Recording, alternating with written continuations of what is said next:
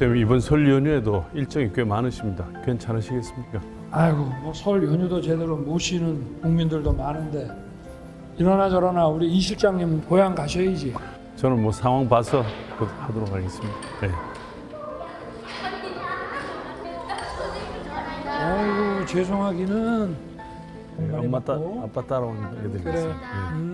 그래. 갑시다.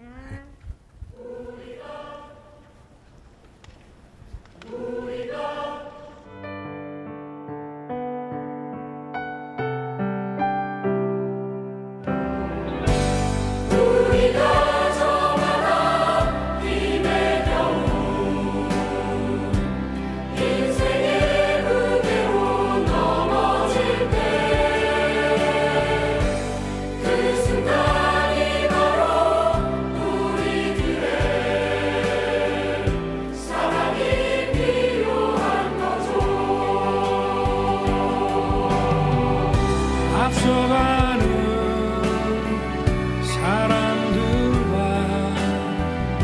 뒤에서 보는 사람들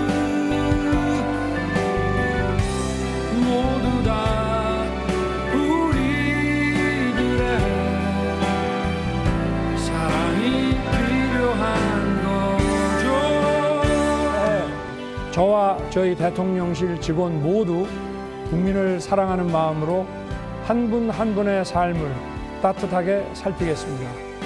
늘 건강하시고 새해 복 많이 받으십시오.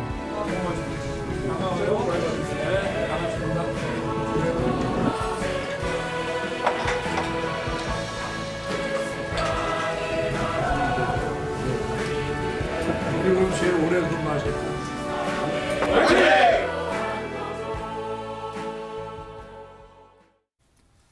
예, 새해 첫날부터 대통령의 신년 메시지와 함께 행보도 좀 잠깐 화면으로 봤습니다.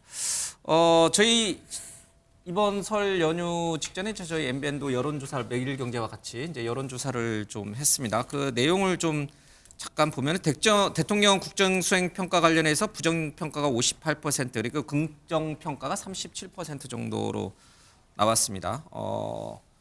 여러 가지 이제 생각하시는 바들이 다 있을 거예요. 이제 부정평가가 높다라고 보시는 분도 있을 거고, 37%면은 뭐 역대 대통령과 비교해서 그렇게 낮은 수치는 아니다. 또 이렇게 이제 보시는 분들도 좀 있을 것 같아요. 뭐 두 분은 괜찮다라고 아마 보실 것 같고, 두 분은 또 부정적으로 보실 것 같은데, 먼저 대통령의 국정 수행 평가는 어떻게 보세요? 아니 뭐 높다고 볼 수는 없죠. 사실은 저도 이 부분에 낮진 대해서- 않지만 높다고 볼 수는 없다. 그럼요. 왜냐하면 지금 우리 현행 5년 단임제 하의 대통령제는 대통령이 국정 지지율만큼 일을 합니다. 그건 어쩔 수 없는 현실이에요. 근데 예. 지지율이 높다 그러면은 어젠다를 국민들에게 전달하는 능력과 그것을 사실은 관찰하는 능력이 있을 수밖에 없고 예. 그렇지 않다면은 대통령의 말에 힘이 실리지 않아요. 그건 지지율. 그래서 늘 보면은 우리가 항상 하는 말이 있잖아요. 언제나 우린 지지율에 일희일비하지 않는다라고 얘기하지만 절대 일희일비하지 않는 게 아니라 정말 일희일비합니다. 그래서 용산에 계신 분들이 아니, 그러니까 역대 모든 정권이 다 그랬어요. 저도 청와대 근무할 때 말로는 일희일비하지 않는다고 얘기했지만 실제로 그 지지율에 우리가 예. 신경 쓰일 수밖에 없는 게 현실입니다. 그래서 더 이거는 이제는 더더군다나 총선이 있는 하기 때문에 네. 대통령의 국정 지지율은 결국은 총선에서의 정권 심판론으로 연결되는 지점이기 예. 때문에 네. 이 부분을 정말 저는 대통령께서 올 짧지만 60일 사이에 많은 민생 성과, 특히나 경제 지표로 보여주셔야 한다는 생각입니다. 그러면 지지율이 어디까지 올라갈 거라고 보세요? 최소한 저는 지지율이 대통령이 획득했던 48% 투표율까지 못 가더라도 예. 40대 초반까지는 유지해 줘야 그나마 저는 그 긴장 상태를 조금 유지할 수 있다고 봐요. 남은 60일 동안 지금 37%인데 한 40%까지 초반까지는 올려야죠. 예. 어떻게 해요?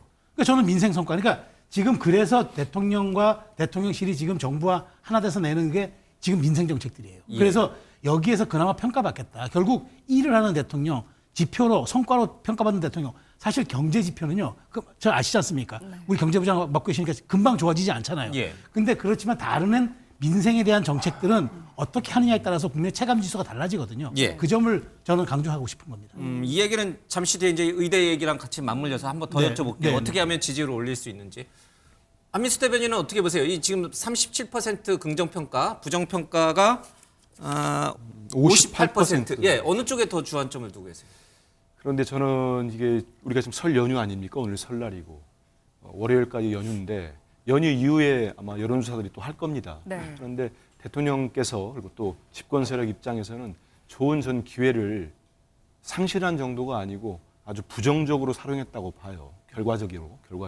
그게 뭐냐면 우리가 다 알고 있다시피 좀 전에 나왔습니다만 여러 가지 대통령의 메시지랄지 신년 대담 프로그램이 저는 역효과를 볼 거라고 봅니다. 한 가지 참고로 네. 이 우리 저 MBN 매일경제 여론조사는 대통령의 그 신년 대담 나오기 전에 실시된 거예요. 그래서 그거는 전혀 말씀드리는 반영이 된 건 겁니다. 아닙니다. 많은 여론조사들이 반영 전이거든요. 예. 근데 이게 4일 날 녹화를 하고 7일 밤에 나왔습니다. 네. 오늘 보니까 저는 깜짝 놀랐어요. 그 재방송도 하더군요. 오늘 그 KBS 1텔레비전에서 오전 10시쯤인가 제가 봤는데 모르겠습니다. 다른 예. 방송사 편성 프로그램 보다가 봤는데 그래서 전 대통령 대담 프로그램도 재방송을 하는구나. 예.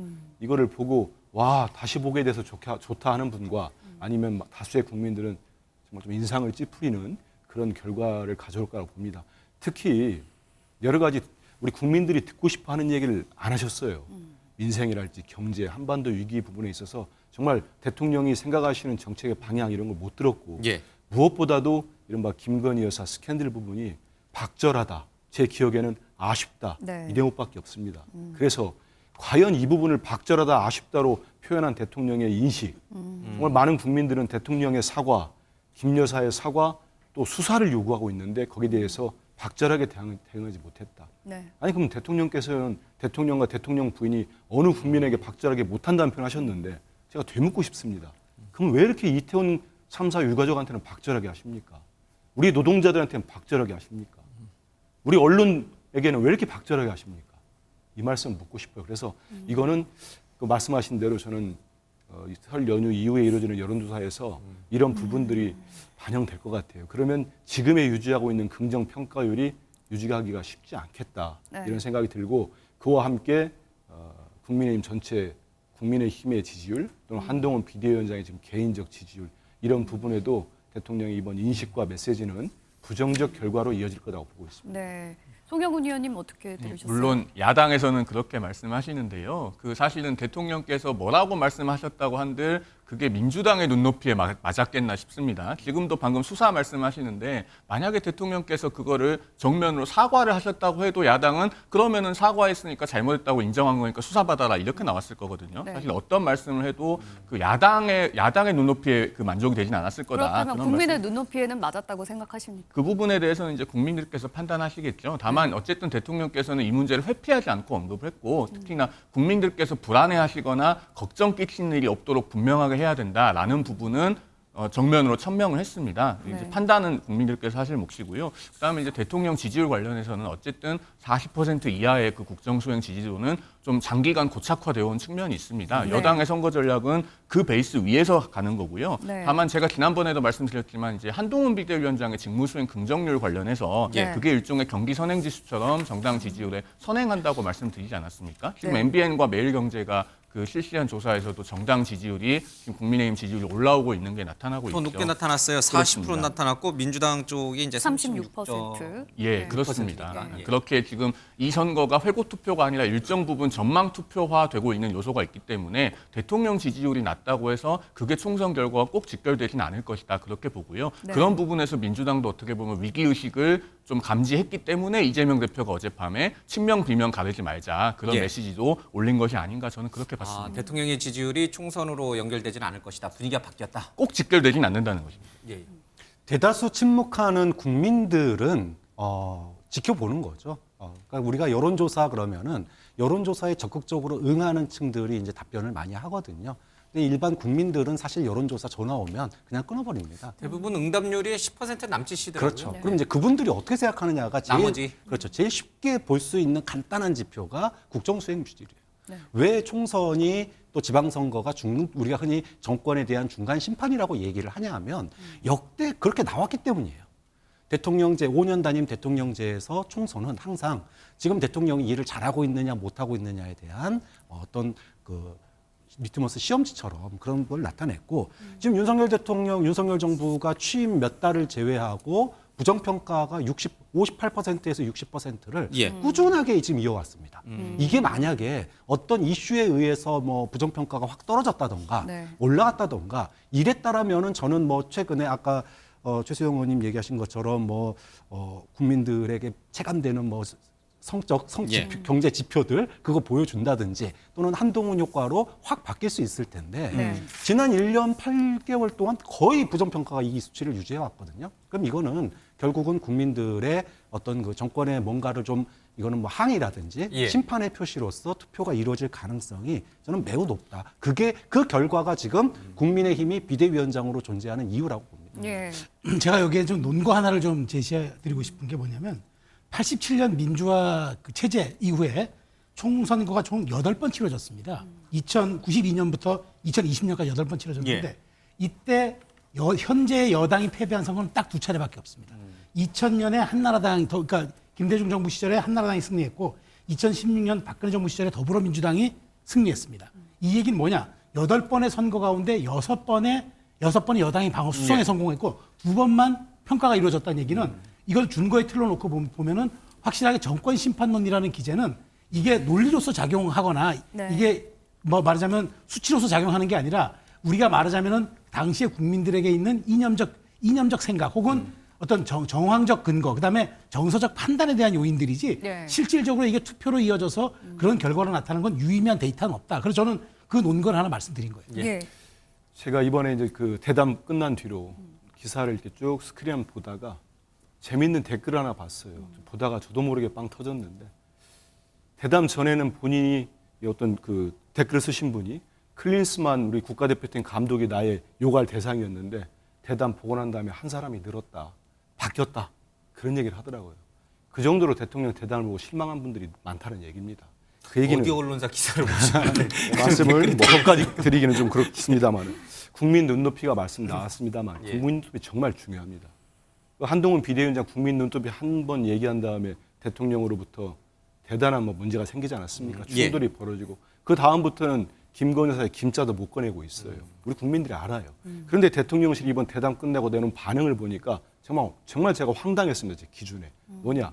대통령이 김건희 여사 문제를 처음으로 언급했다는데 의미가 있다. 네. 이게 지금 왕조 국가입니까? 정말로 김건희 여사가 언터처블, 아무도 못 건드리는 분입니까? 황당하죠. 네. 거기다가 우리가 수치에서 중요한 부분이 있어요. 전체가 나왔지만 우리 MBN 조사에서도 중도층의 부정평가가 69%입니다. 다른 조사에서는 훨씬 더 높습니다. 예. 그러면 실제로 보수층과 진보층이 양쪽 진영으로 다 갈라져 있다고 하면은 네. 정말 수도권과 이 중도층의 표심이 이번 총선을 결정짓는 결정타일 겁니다. 예. 근데 이렇게 중도층에서 대통령 부정평가가 이렇게 높고 국민에 대한 부정평가가 높다는 거는 예. 지금 국민의힘이 여러 가지 자성하고 돌아볼 필요가 있다 생각합니다. 알겠습니다. 네. 앞서서 윤석열 대통령이 지지율을 끌어올리기 위해서는 민생과 정책에 집중을 해야 된다. 이런 조언도 해주셨는데요. 최근에 나온 의료 정책이 있죠. 내년부터 정부가 의대 정원 2,000명을 늘리기로 했습니다. 의료계에서는 총파업 그리고 집단행동 움직임까지 보이고 있는데요. 먼저 준비된 영상 보시고 이슈 이어가 보도록 하겠습니다. 2006년도부터 19년 동안 묶여있던 의대 정원도 과감하게 확대하겠습니다. 정부는 부족하나마 2035년까지 1만 명의 의사 인력을 확충하고자 합니다. 국민의 건강과 생명을 지키기 위해 의사 인력 확대는 더 이상 늦출 수 없는 시대적 과제입니다. 가장 강력한 비상대책위원회를 구성하고 회원 모두가 참여하는 강력한 투쟁으로 정부의 오만과 독선에 경종을 울려야 합니다. 면허 정지 처분이 또 들어갈 수가 있겠고, 그다음에 기타 다른 법령들이 또 적용이 됩니다. 그런 법령들을 다 적용을 하고, 그다음에 고소 고발이 들어가고, 그다음에 만약에 금고 이상의 형이 되면 그러면 이제 면허가 취소가 될 수 있습니다. 그래서. 네, 박창환 교수님, 사실 이 의료계 정원 문제 지난 정권에서도 노력을 했습니다만 무산되지 않았습니까? 이번 정부에서는 좀 다를 거라고 보시는지요?